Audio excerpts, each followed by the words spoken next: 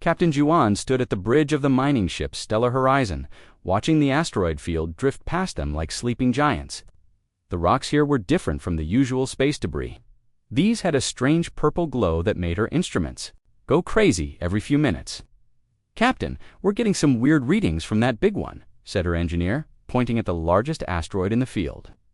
It was roughly the size of a small moon, dark and scarred from centuries of cosmic impacts. Walked over to the scanner display.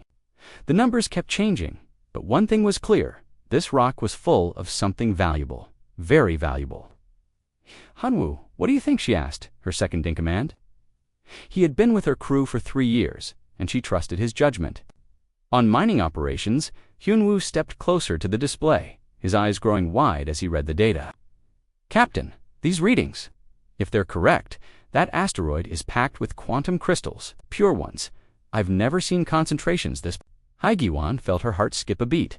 Quantum crystals were worth more than gold, more than diamonds, more than anything else in known space.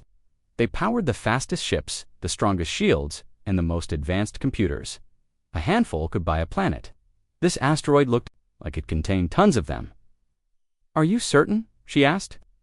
"Run the scan again," Hunwoo said to the engineer. The young man's fingers danced over the controls, and the same impossible numbers appeared on the screen. "It's real, Captain," the engineer whispered.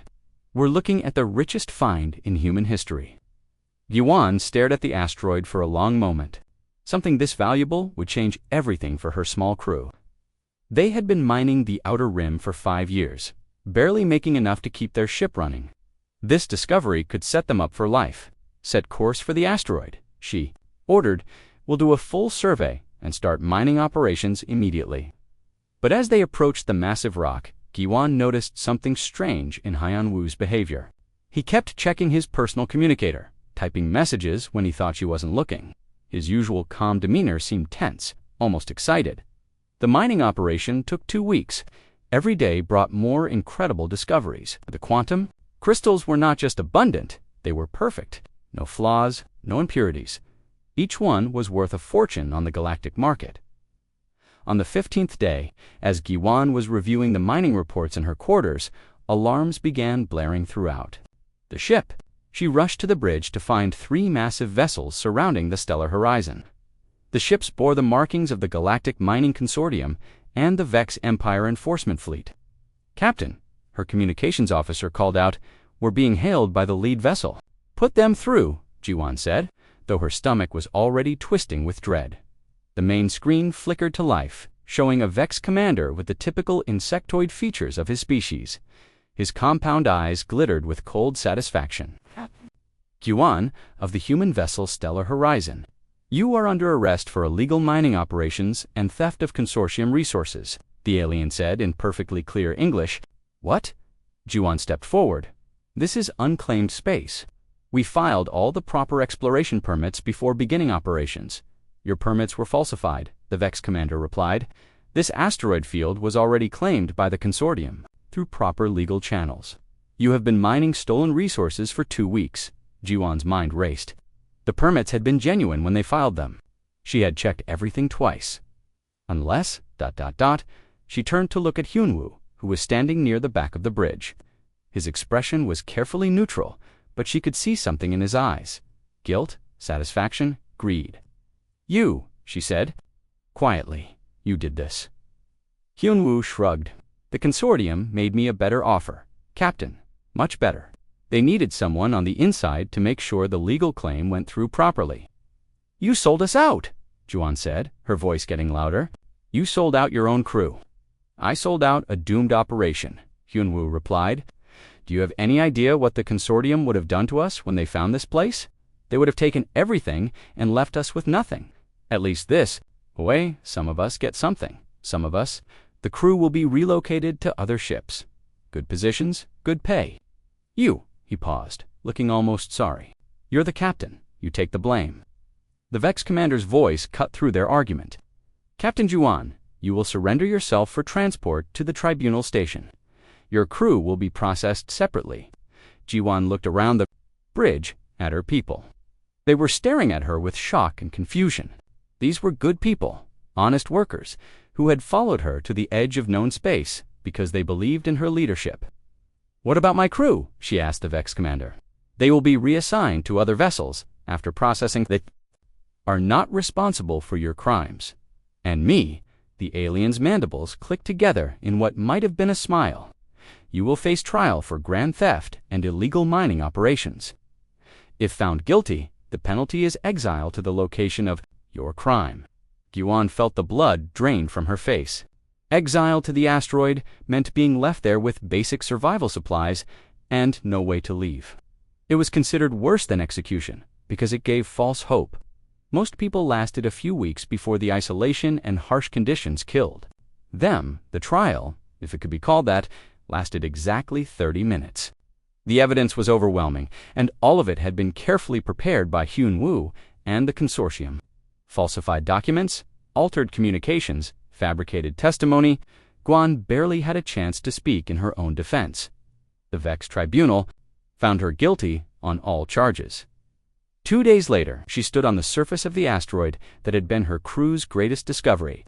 The consortium had left her with a basic shelter, 30 days of food and water, a simple atmosphere processor, and a few basic tools.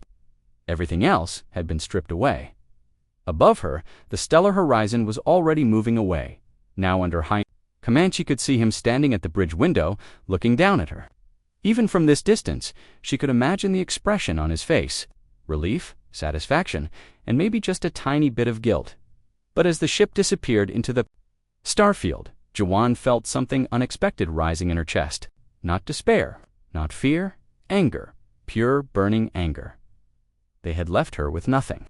Nothing but rocks and empty space, and the faint purple glow of quantum crystals beneath her feet.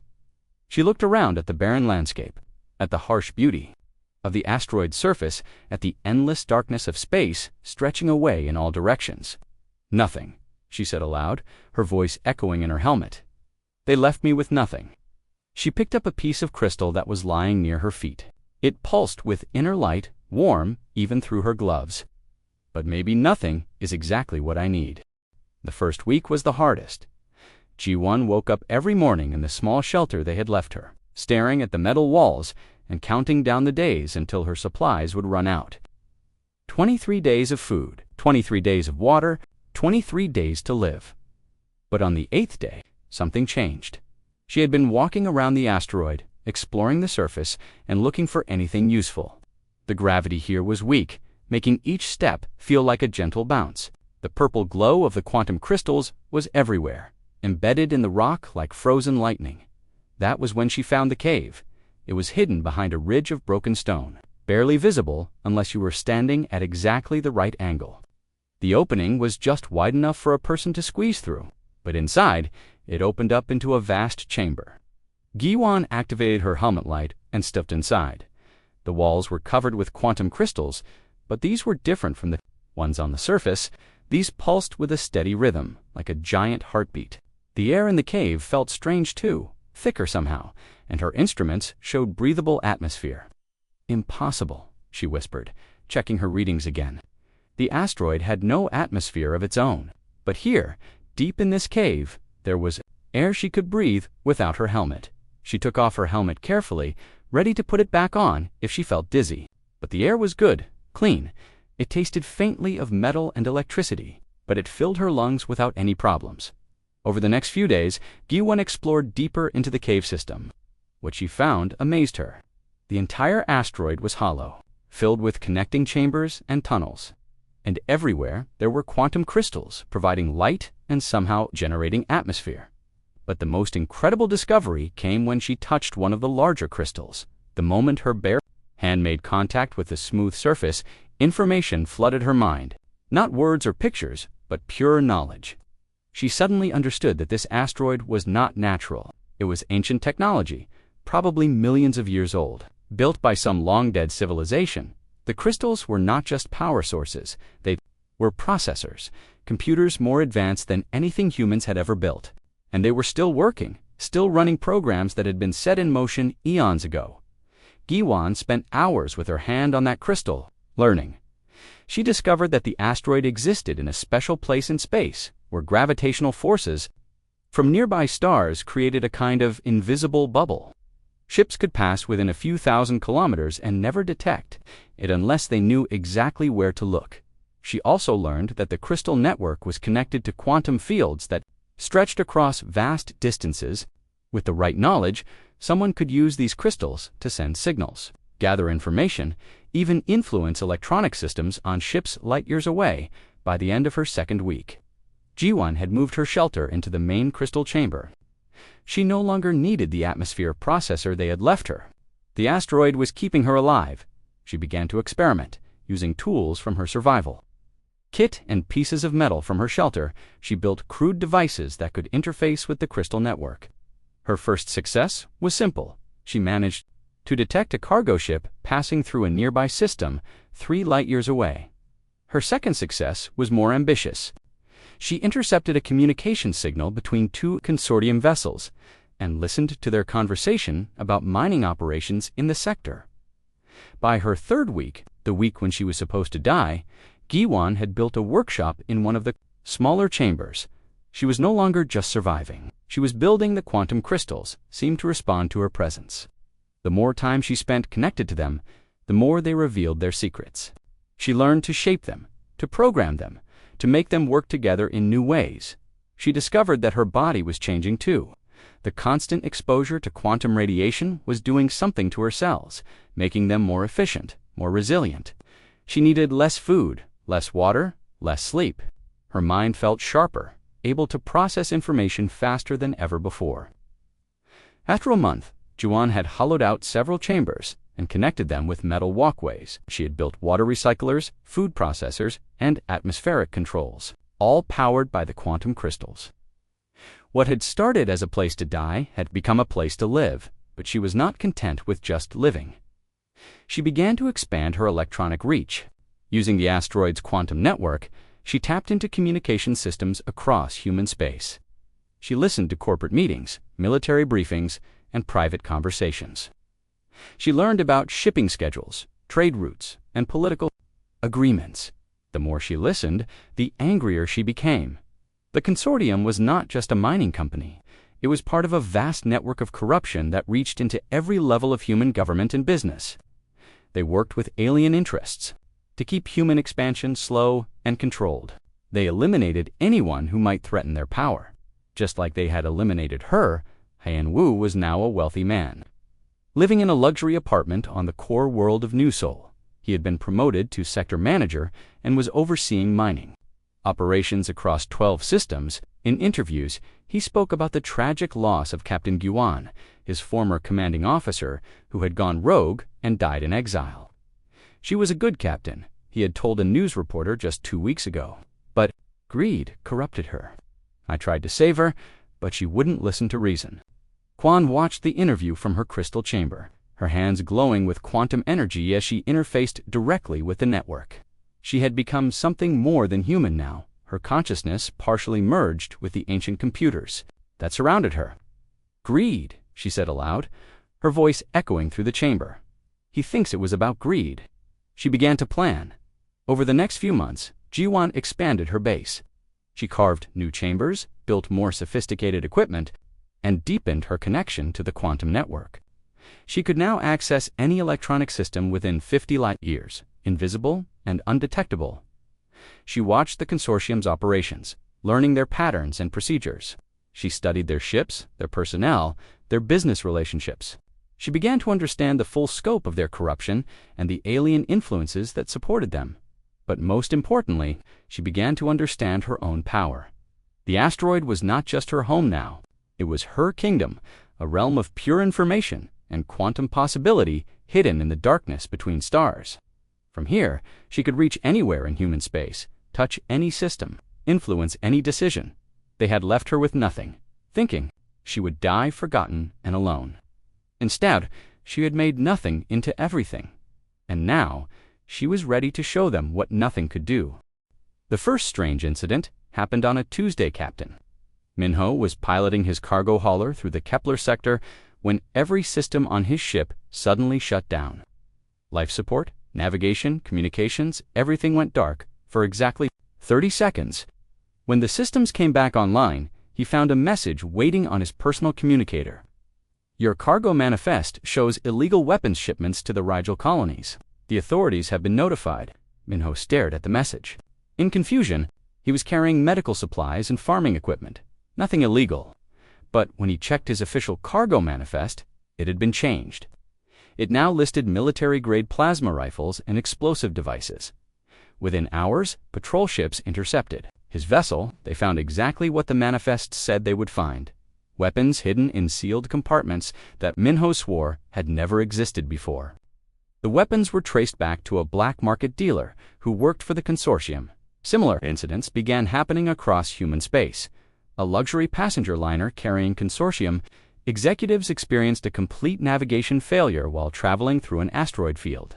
The backup systems guided them safely to port, but not before every passenger received detailed financial records showing how the executives had been stealing from company pension funds. A mining ship owned by consortium subsidiary found its communication systems hijacked.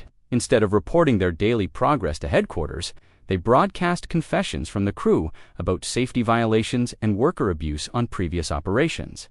Diplomatic transport carrying Vex Empire officials lost all power while in orbit around a neutral station. When the systems restored, the station's authorities had received complete intelligence reports showing the Vex were planning to invade 3 human colonies.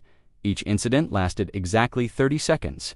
Each time, the evidence that appeared was real and damaging. And each time, the affected ships were carrying consortium equipment or personnel. Hyun Woo first heard about the pattern during a board meeting on New Seoul. He was now Senior Vice President of Operations, responsible for mining activities across 20 star systems. The promotion had come with a luxury office, a massive salary, and respect from his peers. The insurance companies are getting nervous, said Director Kang, sliding a data pad across the conference table. 17 major incidents in the past month, all involving our ships or our partners. Hyun-woo read through the reports with growing unease. The technical failures were impossible to explain. Ship systems simply did not shut down and restart while leaving no trace of malfunction, and the evidence that appeared during each incident was always perfectly accurate, as if someone had complete access to confidential records. Could this be corporate espionage? Asked another board member. Maybe one of our competitors has developed some new technology. The Hartwell Corporation thinks it might be alien interference, Director Kang replied. The Vex Empire has been unusually quiet lately. Some analysts believe they might be testing new weapons. But Hyun-woo was thinking about something else. The timing of these incidents bothered him. They had started exactly 4 months ago, just about the time when Ji-wen should have died on that distant asteroid. He shook his head, dismissing the thought. Ji-wen was dead. He had checked the location twice using long-range sensors. The asteroid showed no signs of life, no energy signatures, nothing to suggest anyone could survive there for more than a few weeks. That evening, alone in his apartment, Hyun-woo poured himself a glass of expensive wine and sat down to review quarterly profit reports. The consortium was doing better than ever, despite the recent technical problems. The quantum crystal operation was generating incredible wealth, and his personal bonus would be enough.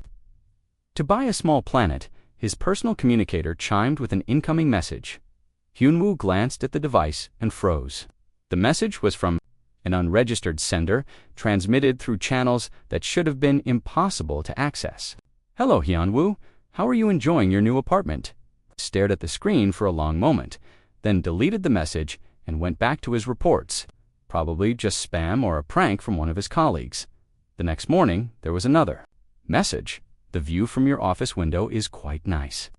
I especially like how you can see the spaceport from the 42nd floor. Hyun-woo felt cold sweat on his forehead. His office was on the 42nd floor. The message contained details that only someone watching him could know. He contacted corporate security, but their investigation found nothing.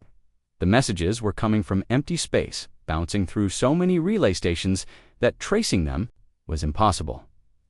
The messages continued to arrive, each one more specific than the last. You had lunch at Romano's restaurant yesterday. The grilled salmon looked delicious. Your meeting with Director Kong was postponed by 15 minutes. You spent the time reviewing the Morrison account. You are wearing the blue suit today, the one you bought on Centauri Prime last month. Hyunwoo stopped going out. He hired private security guards and had his apartment swept for surveillance devices twice a day. Nothing was ever found, but the messages kept coming. Then they began to change. Instead of simple observations, the messages started containing information. Stock market data that was always accurate, weather predictions that came true down to the minute, news about corporate deals before they were announced publicly. One message contained the complete financial records of a rival mining company, information that helped the consortium win a major contract. Another included shipping schedules for military supplies, allowing the consortium to avoid costly delays. Despite his fear, Hyunwoo found himself looking forward to the messages. The information they contained was incredibly valuable, and using it had made him even more successful at work. But then the messages began to include something else. Mathematical equations. Simple ones at first. 2 plus 2 equals 4. The square root of 16 is for basic calculations that any child could solve. But the equations grew more complex. Quantum mechanics, formulas, faster-than-light travel calculations, energy conversion theories that were beyond current human understanding. And somehow, Hyunwoo understood them all. When he looked at the equations, knowledge flowed into his mind. He began to see connections between ideas that had never occurred to him before. His reports to the board became more insightful. His predictions about market trends became eerily accurate. His colleagues began to call him a genius. But late at night, alone in his guarded apartment, Hyunwoo stared at his communicator and wondered who was teaching him these things. The equations came with no explanations, no textbooks, no lectures, just pure knowledge that somehow made perfect sense when he looked at it. The latest message had arrived that morning, and it was different from all the others. It contained star charts, detailed maps of hyperspace routes through sectors that were supposed to be empty, navigation data for regions where no human ship had ever traveled. At the center of one chart was a single coordinate. Marked with a pulsing red dot below the charts was a single line of text. When you are ready to understand, come to these coordinates alone. Hyunwoo set down his communicator and walked to his window. Far below, the lights of New Seoul sparkled like stars, but all he could think about was the coordinate on the chart, and the growing certainty that whoever was sending these messages was not quite human anymore. Something was waiting for him, and despite his fear, he knew he would eventually have to answer. 2 years had passed since Giwon's exile, and the asteroid had become something that would have amazed even its ancient builders. The main chamber now stretched for kilometers, carved out by quantum-enhanced tools that could reshape rock like clay. Crystal formations covered every surface, pulsing with data streams that flowed between dozens of connected caverns. The walls themselves had become living computers, processing information from across the galaxy. G1 stood at the center of it all, no longer entirely human. Her skin had a faint luminescent quality, glowing softly in the crystal light.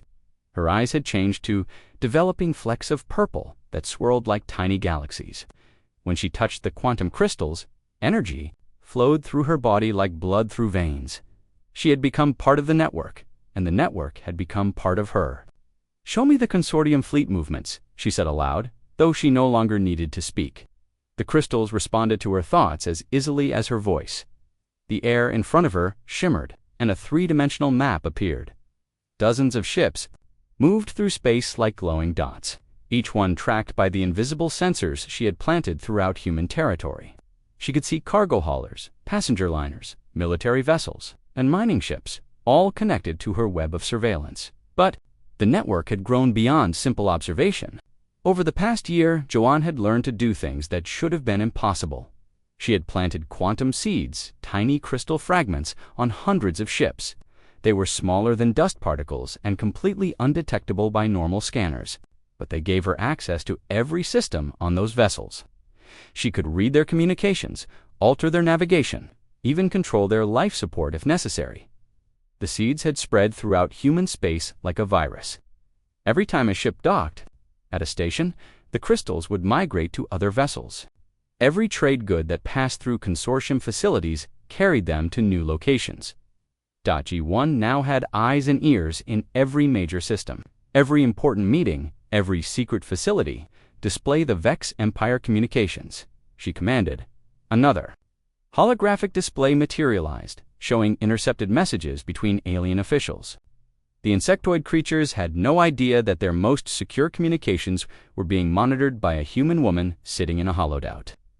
Asteroid, what she had learned from these communications, had changed everything. The consortium was not just corrupt, it was actively working against human interests. The Vex Empire had been manipulating human corporations for decades, using greed and ambition to keep humanity weak and divided. They had identified promising human leaders and systematically destroyed them, replacing them with people like Heinwu, who could be controlled through money and fear. Ji-Wan herself had been marked for elimination years ago. Her competence and integrity had made her a threat to the Vex plans. The quantum crystal discovery had simply provided the perfect opportunity to get rid of her while enriching their human allies. But they had made a mistake. Instead of killing her outright, they had left her in the one place where she could become truly dangerous. "Begin Phase 2 operations," Ji-Wan said, her voice echoing through the crystal chambers. The network responded instantly. Across human space, her quantum seeds began to activate in new ways. On New Tokyo, a consortium executive's personal computer began displaying his secret financial records during a live business presentation.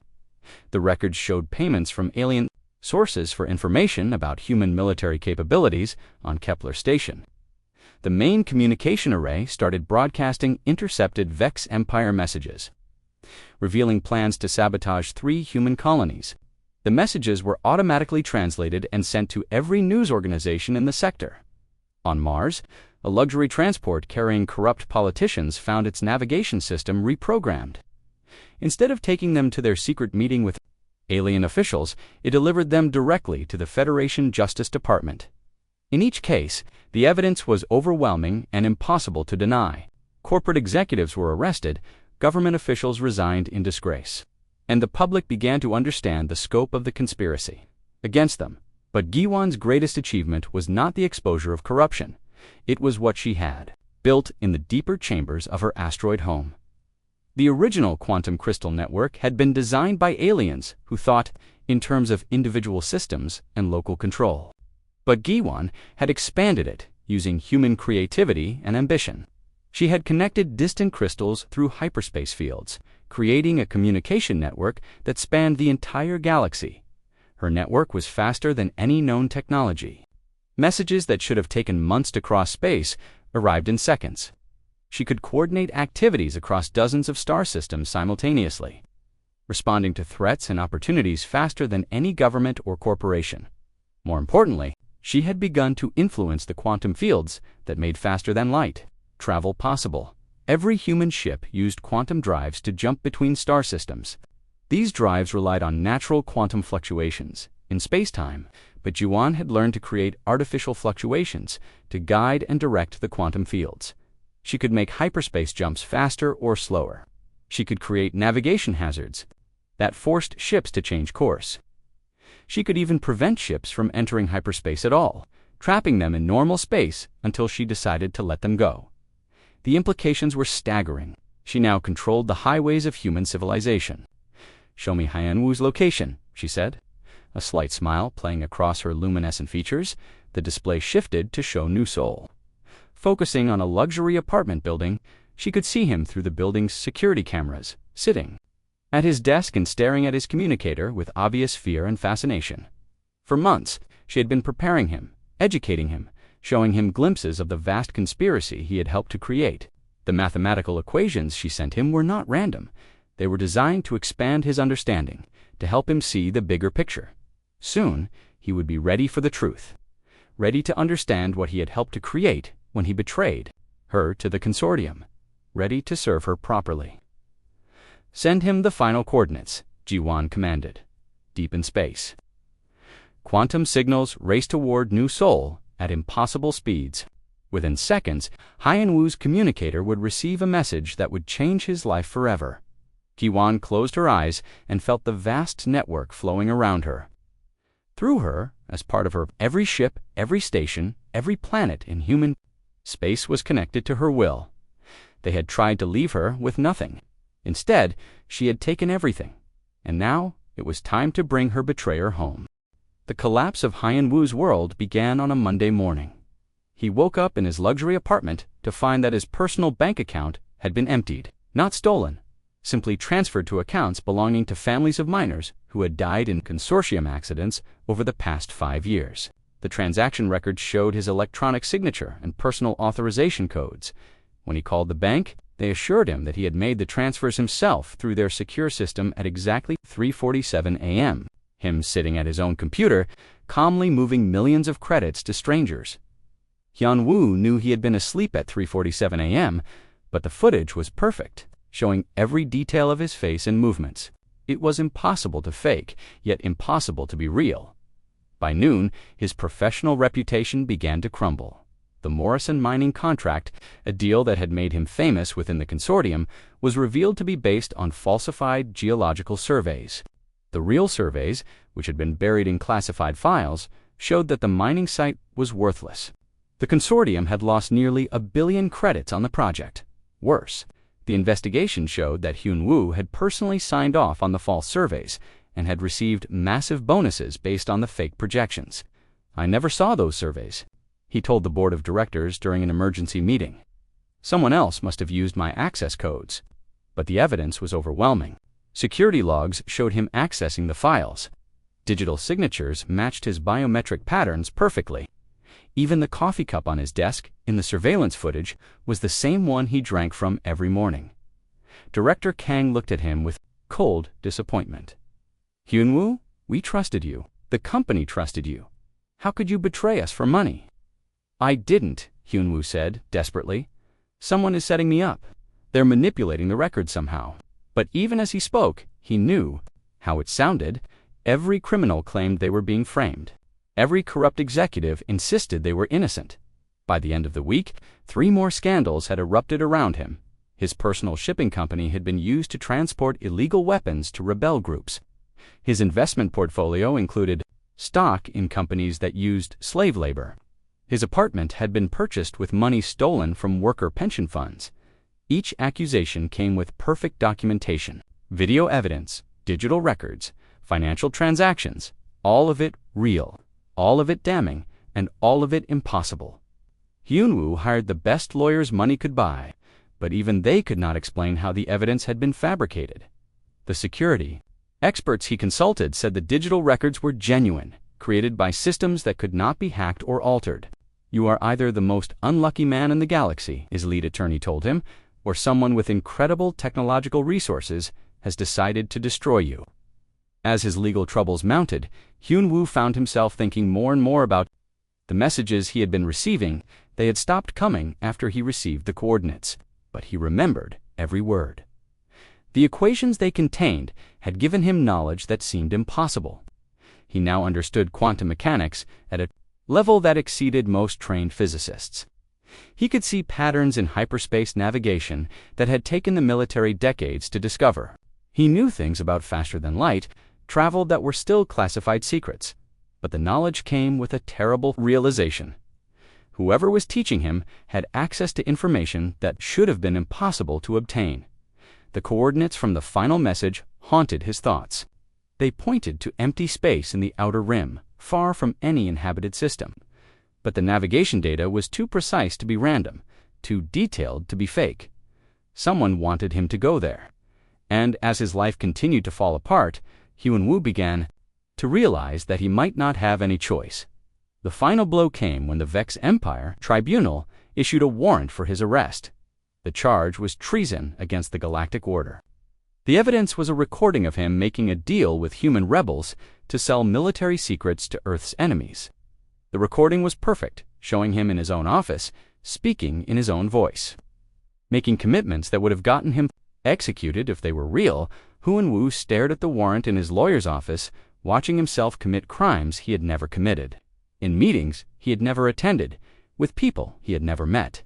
"This is impossible," he whispered. "I never made this recording," but his lawyer was already packing up his files. "I'm sorry, Hyun-woo, I can't represent you anymore. The evidence is too strong, and my firm can't be associated with a treason case." Within hours, consortium security forces were searching his apartment. Within days, his assets were frozen and his movements restricted. Within a week, he was facing extradition to a Vex Empire prison facility. That night, alone in his stripped apartment, with only the basic furniture they had allowed him to keep, Hyunwoo made his decision. He had one ship left, a small personal courier that the authorities had not yet seized. It was fast enough to reach the coordinates from the message, and small enough to avoid most patrol routes if he stayed. He would be arrested, tried, and probably executed for crimes he had not committed. If he ran to the coordinates, he might find answers, or he might find death. But at least death would be honest. He left New Seoul in the middle of the night. His ship's transponder turned off, and his communication systems disabled. The navigation computer was programmed with only one destination, the empty coordinates from the message. As he entered hyperspace, Hyunwoo felt a strange sense of relief. For the first time in months, he was making his own choice, instead of reacting to evidence he could not explain. But he also felt a growing certainty that he was flying toward a confrontation with something that was no longer entirely human. The coordinates led to a region of space that official charts marked as empty. No stars, no planets, no installations, just the dark void between systems. But as his ship dropped out of hyperspace, Hyunwoo's sensors detected something impossible there. Was a structure here, massive, complex, and completely invisible to normal scanning systems. His ship was being drawn toward it by forces he could not identify. Pulled by gravity that should not exist in empty space, "Welcome, Hyunwoo," came a voice over his communication system. It was familiar, but changed deeper, more resonant, touched with harmonics that made his bones vibrate. "Ji-won," he whispered. "I have been waiting for you," the voice replied. "For 2 years, I have been preparing this moment, preparing you." As his ship was pulled into a docking bay that materialized around him like a dream, Hyunwoo realized that everything he thought he knew about power, technology, and human possibility was about to change. The woman he had betrayed and left to die had become something beyond his understanding, and now she was ready to show him exactly what that meant. The docking bay sealed around Hyunwoo's ship with a sound like thunder, and then there was silence. He sat in his pilot's chair for a long moment, staring through the viewport at walls that seemed to be made of living crystal. Purple light pulsed through veins of quantum material, creating patterns that hurt to look at directly. The air beyond his ship shimmered with energy fields that his instruments could not identify. "Come out, Hyunwoo. Come out." Hyunwon's voice spoke through his ship's communication system. "The atmosphere is safe. I have been waiting so long to see you again." Hyunwoo checked his suit seals and activated his helmet's recording systems.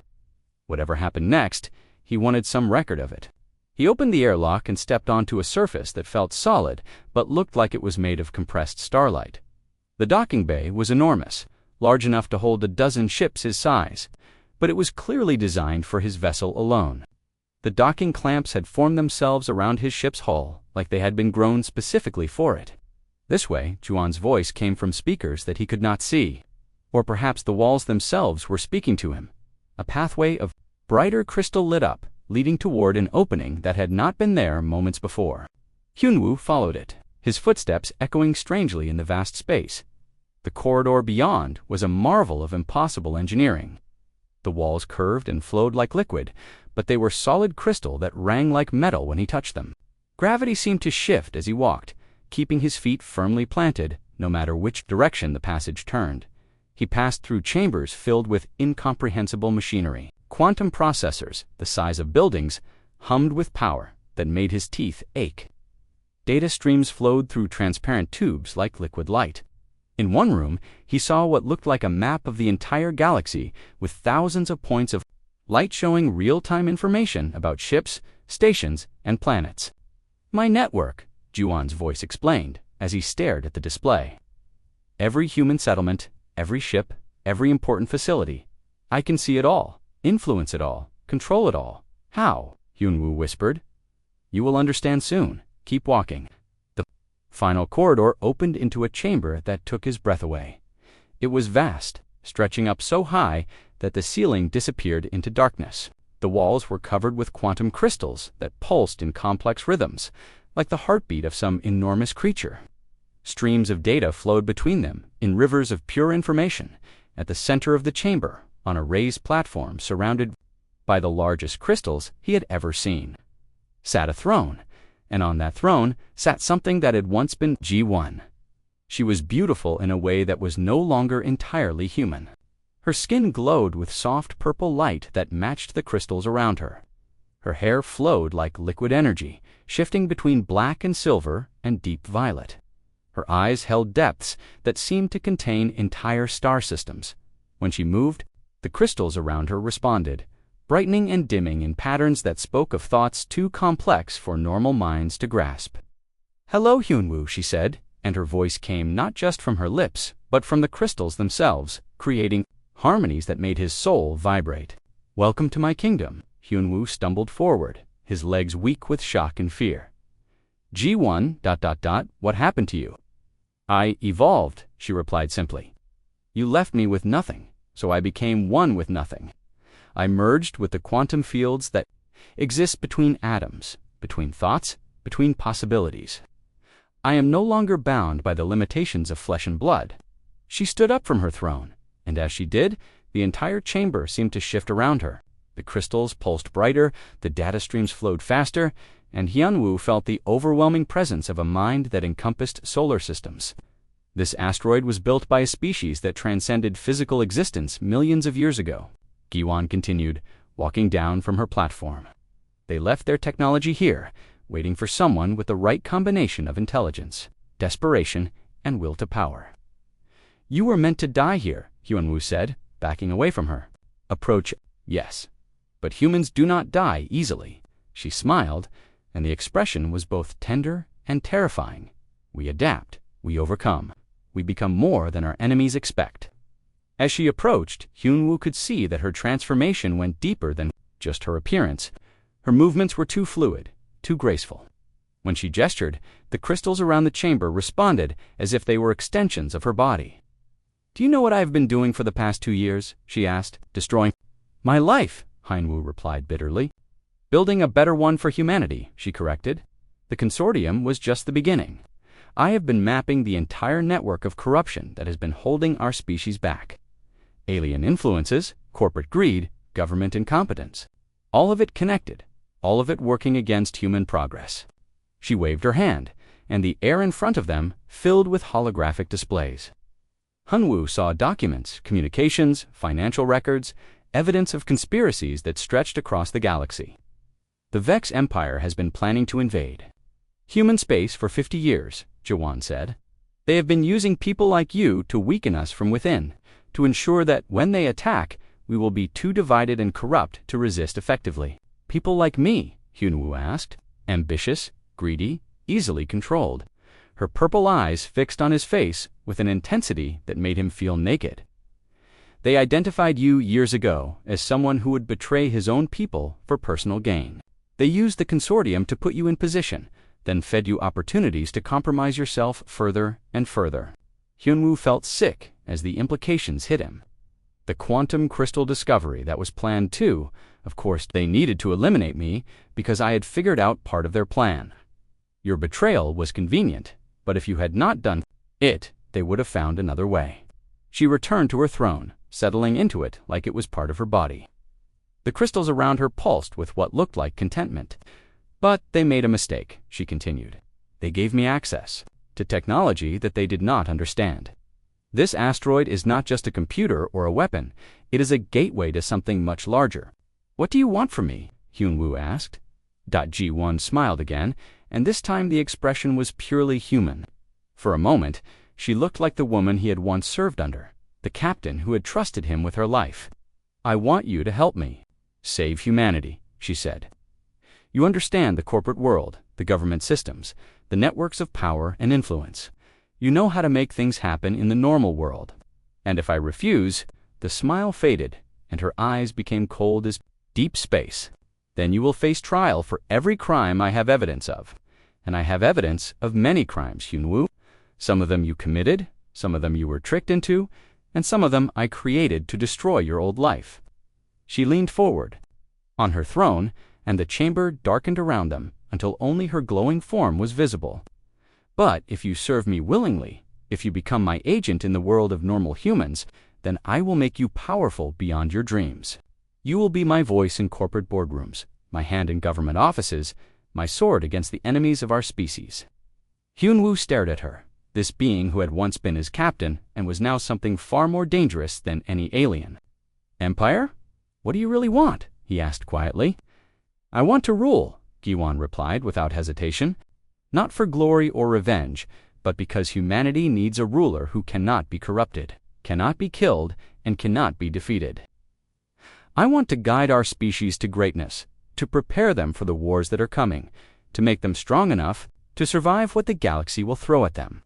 She stood up again, and the crystals around her blazed with light that revealed the true scope of her chamber. It stretched 4 kilometers in every direction, filled with technology that dwarfed anything humans had ever built. I have become the shadow power behind human civilization, she said. Now I need someone to be my face in the light. Hyunwoo stared at the woman who had once been his captain, trying to process what she was offering him. Power beyond his dreams, but as her servant, freedom from prosecution, but as her puppet. A chance to help humanity, but under the control of someone who was no longer entirely human. You are asking me to betray my own species, he said finally. Giwan laughed, and the sound echoed through the crystal chamber like music made of starlight. Betray them, Hyunwoo. I am trying to save them. Do you have any idea what is coming? She gestured, and the air around them filled with holographic displays showing star charts, fleet movements, and intelligence reports. The Vex Empire has assembled the largest invasion force in galactic history, she said. 3,000 warships, all equipped with weapons designed specifically to counter human technology. They plan to attack in 6 months, targeting Earth, and 12 core colonies simultaneously. Hyunwoo studied the displays with growing horror. The Vex fleet was enormous, far larger than anything humanity could field in defense. The human government knows nothing about this, Giwan continued. The consortium has been feeding them false intelligence, making them believe the Vex are focused on expansion in other sectors. By the time they realize the truth, it will be too late. How do you know all this? I told you I can see everything. She touched one of the crystals beside her throne, and new displays appeared. My network extends far beyond human space. Now, I have quantum seeds on Vex ships, in their communication systems, even in their government facilities. They think their encryption is unbreakable, but quantum consciousness does not work the same way as electronic systems. Hyunwoo watched intercepted Vex communications scroll past, showing detailed invasion plans, troop movements, and strategic assessments. The aliens had been preparing for this war for decades, and they expected to win easily. The Vex believe, humans are weak because we fight among ourselves, Giwan said. They have spent 50 years encouraging our corruption, our divisions, our petty conflicts. They think we will surrender rather than unite against them. Will we? Not if I have anything to say about it. She stood up from her throne, and the entire chamber seemed to respond to her movement. I have been preparing for this war since I discovered their plans. I have been positioning human forces, replacing corrupt leaders, and building the infrastructure we will need to survive. New displays showed human military installations, defense networks, and industrial facilities. But these were not the official military forces that Hyunwoo knew about. These were secret installations, hidden fleets, and advanced weapons systems. That should not have existed. You have been building a shadow military, he realized. I have been building what humanity needs, Juan corrected. The official government is too corrupt and too slow to respond effectively. The consortium has made sure of that.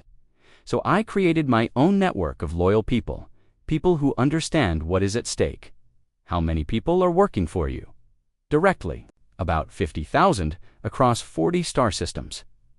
Indirectly, anyone who uses quantum-enhanced technology is potentially under my influence. That includes most of the human military, all of the major corporations, and every government official with access to secure communications.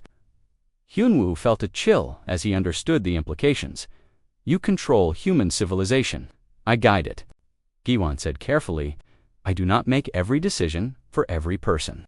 But when humanity faces existential threats, yes, I make sure the right choices are made. She walked closer to him, and he could see the depths of intelligence and experience in her transformed eyes. This is what you never understood about leadership. Hyunwoo, it is not about personal gain or corporate advancement. It is about making the hard choices that others cannot or will not make. It is about bearing the weight of entire civilizations on your shoulders. And if humanity does not want to be guided by you, then humanity will die. Her voice was matter-of-fact, without anger or emotion. The Vex Empire will not give us a second chance. They have studied human nature for centuries, and they know exactly how to exploit our weaknesses. Without unified leadership, without someone who cannot be bought or threatened or corrupted, we will fall. She returned to her throne and settled into it with the fluid grace of someone who had become one with her environment. This is your choice, Hyunwoo. Serve me willingly and help me save our species. Or refuse and watch everything you have ever cared about burn in alien fire. Hyunwoo looked around the vast chamber, at the impossible technology, at the displays showing the scope of Jiwon's influence.